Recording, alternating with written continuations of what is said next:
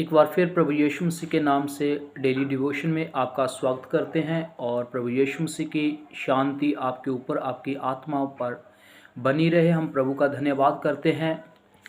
तो परमेश्वर के वचन में बीच में जाने से पहले, हम परमेश्वर के वचन के बारे में बात करने से पहले जनरली कुछ बातों को करेंगे, क्योंकि जब हम परमेश्वर के वचन को देखते हैं तो परमेश्वर के वचन में लिखा हुआ है कि परमेश्वर अपने सामर्थी नाम से ज़्यादा अपने वचन को आदर देता है। तो इसलिए मेरे प्यारे भाई बहनों, अगर परमेश्वर अपने सामर्थी नाम से ज़्यादा अपने वचन को आदर देता है तो हमें इसका कितना आदर करना चाहिए। और मैं आपको ये बात बताना चाहता हूँ कि अगर आप प्रभु में आ गए हैं, प्रभु के ऊपर अपना विश्वास बना लिया है, तो ये बहुत अच्छी बात है। लेकिन मैं आपको बताना चाहता हूँ कि जैसे परमेश्वर का वचन कहता है, होशे नबी की किताब में लिखा हुआ है, परमेश्वर का वचन वहाँ पर बयान करता है कि मेरे लोग मेरे ज्ञान के ना होने के कारण नाश हो रहे हैं। तो इसलिए प्यारे भाई बहनों, अगर आपने प्रभु के ऊपर विश्वास किया है, प्रभु के पीछे चलना शुरू किया है, तो मैं आपको बताना चाहता हूँ कि जो आपकी मसीहत की नींव है वो परमेश्वर के वचन के ऊपर बनी होनी चाहिए। क्योंकि परमेश्वर का वचन कहता है कि परमेश्वर के लोग उसके ज्ञान ना होने के कारण नाश हो रहे हैं।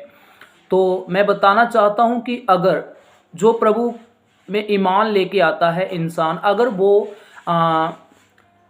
किसी चमत्कार के द्वारा प्रभु के ऊपर ईमान करता है, तो वो हो सकता है कि आने वाले दिनों में उसके जीवन में कोई चमत्कार ना हो तो वापस जा सकता है। वो प्रभु के ऊपर विश्वास को कमज़ोर कर सकता है। अगर आप किसी बरकत के कारण प्रभु के ऊपर ईमान लाए हो तो हो सकता है आने वाले दिनों में आपको बरकत ना मिले जो आप मांग रहे हैं, तो हो सकता है आपका विश्वास कमज़ोर हो जाए। लेकिन मैं बताना चाहता हूं कि अगर आप प्रभु के पीछे चलना चाहते हैं तो अपना जो नींव है वो खुदा के वचन के ऊपर लगाएं, खुदा के वचन के ऊपर अपनी नींव को बनाएं, खुदा के वचन के ऊपर अपना ध्यान करें।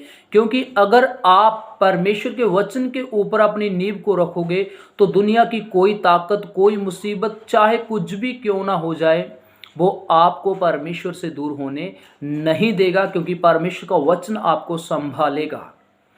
तो इसलिए जो हमारा डेली डिवोशन चलता है वो है नीति वचन में से, प्रोवर्ब्स में से हम डेट वाइज इसको पढ़ते हैं। क्योंकि जैसे हम देखते हैं कि जो नीति वचन के बीच में, जो नीति वचन की किताब है उसके बीच में कुल हम देखते हैं उसके लगभग 31 चैप्टर पाए जाते हैं, 31 अध्याय को पाया जाता है। तो हमारा जो डेली डिवोशन है वो नीति वचन का इस रीति से होता है कि हम डेट वाइज इसको पढ़ते हैं, 1 तारीख को 1 अध्याय। और जैसा कि आज हमारा जो डेली डिवोशन था वो अध्याय 8 में से था।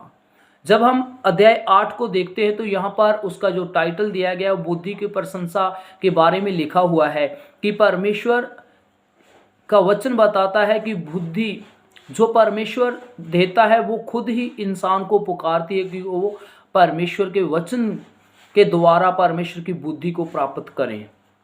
तो आज इसके बीच में हम इसकी 8 अध्याय उसकी 29 आयत के बारे में देखेंगे। तो यहाँ पर लिखा हुआ है, जब उसने समुद्र की सीमा ठहराई कि जल उसकी आज्ञा का उल्लंघन ना कर सके, और जब वह पृथ्वी की नींव की डोरी लगाता था। तो यहाँ पर हम देखते हैं कि परमेश्वर के वचन में लिखा है कि परमेश्वर ने समुद्र की सीमा को ठहराया है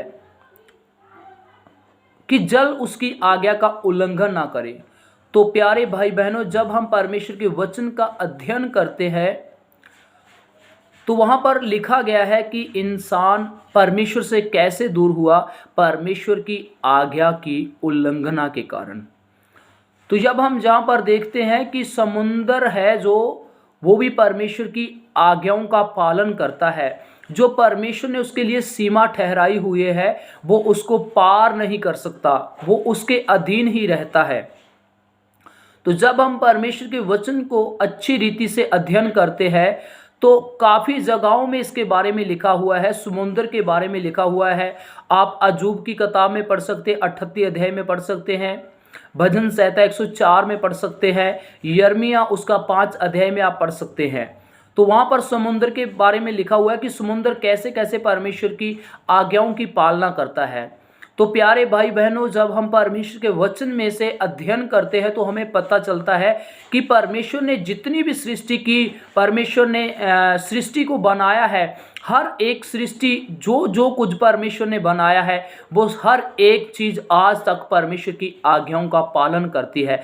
जैसे यहाँ पर लिखा है कि समुद्र उसकी आज्ञाओं का पालन करता है, और अय्यूब की किताब बताती है, वहाँ पर लिखा हुआ है कि परमेश्वर ने उसे समुद्र को ये आज्ञा दी है कि तूने कहाँ तक आना है और तेरी लहरें कहाँ तक समाप्त हो जाएगी।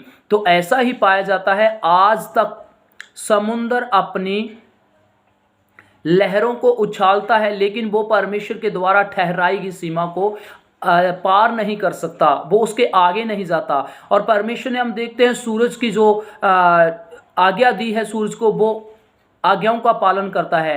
चंद्रमा परमेश्वर की आज्ञाओं का पालन करता है। और जैसे सृष्टि को, पूरी सृष्टि को परमेश्वर ने आज्ञा दी है, वो उसका पालन करते हैं। जैसे परमेश्वर ने कहा था कि जो कुछ परमेश्वर ने बनाया है सबके ऊपर इंसान का अधिकार होगा, वो अपने अधीन में उसको लेगा।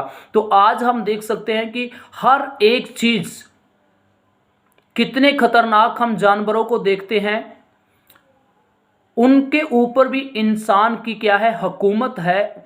और वो इसलिए है कि ये नहीं कि इंसान ज़्यादा महान है, लेकिन ये परमेश्वर की आज्ञाकारिता है, क्योंकि परमेश्वर ने इस सृष्टि को ऐसे ही बनाया था और ऐसा ही बोला था कि तू इंसान के अधीन रहेगी। तो इसलिए आज हम देखते हैं कि शेर को पिंजरों में रखा गया है।